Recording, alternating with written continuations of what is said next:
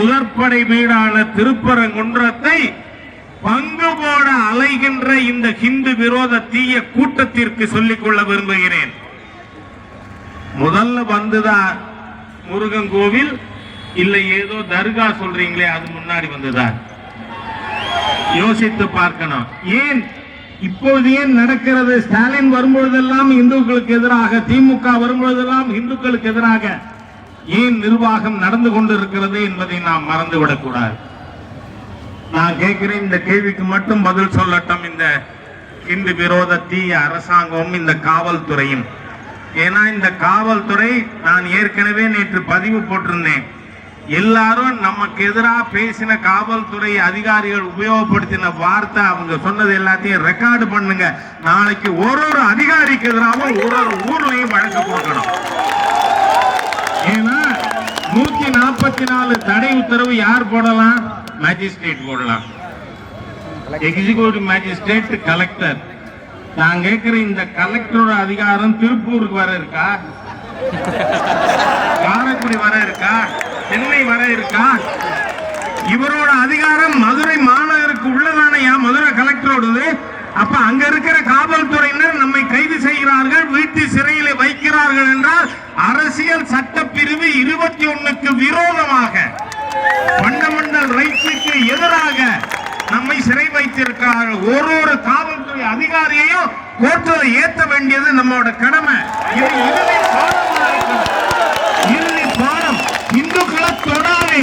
ஏன்னா நவாஸ்கனி வந்தா நடுக்குது உங்களுக்கு காலு.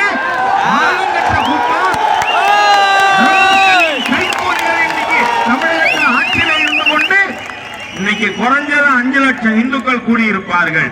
பல்லாயிரக்கணக்கான இந்து நிர்வாகிகள், இந்து அமைப்பை சேர்ந்தவர்கள், இந்து முன்னணி, பாரதிய ஜனதா கட்சி எல்லாரையும் சிறையில் அடைச்சு வச்சுட்டு என்ன பண்றீங்க?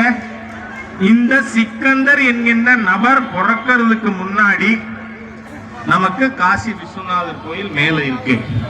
நான் மேல ஏறி காசி விஸ்வநாதரை தரிசனம் பண்ணிட்டு தான் வந்தேன்.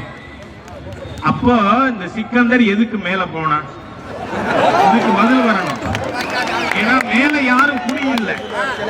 இன்னைக்கு என்ன சால்ஜாப்பு சொல்றான், நான் தர்காக்கு போறேன்னு. இல்ல, அன்னைக்கு அதுவும் இல்லையே. அப்ப ஏன் போனா? அங்கு இருந்த காசி விஸ்வநாதர் கோயிலை இடிப்பதற்கு போனான் என்றுதான் ஊர்ல எல்லோரும் பேசுகிறார்கள். அதனால நம்முடைய கோவிலை இடிக்க போனவனுக்கு அங்க தர்காவா? இன்னொன்னு அரசாங்க ரெக்கார்டுல இருக்கு, அந்த சிக்கந்தர் அவருடைய சமாதி இருக்கிறது கோரிப்பாளையத்துல. கோரிப்பாளையத்தில் ஏற்கனவே ஒரு சமாதி இருந்தா மேல இருக்கிறது போலிதானே, பொய்தானே? நம்முடைய முருகனுடைய முதற் படை வீட்டை அபகரிக்கும் திட்டம் தானே. அதனால இந்த சமயத்தில் நான் சொல்றேன், இந்துக்கள் நாம் இப்பொழுது வாழாவிருந்தால் நம் தமிழ் கடவுள் முருகனையும் தரித்திரனாக்கி முதல் படை வீட்டை கூறு போடுறதுக்கா யாருக்கு உரிமை இருக்கு? நீங்க ஒரே ஒரு விஷயத்தை சொல்லி இந்த வார்த்தைகளை நிறைவு செய்கிறேன்.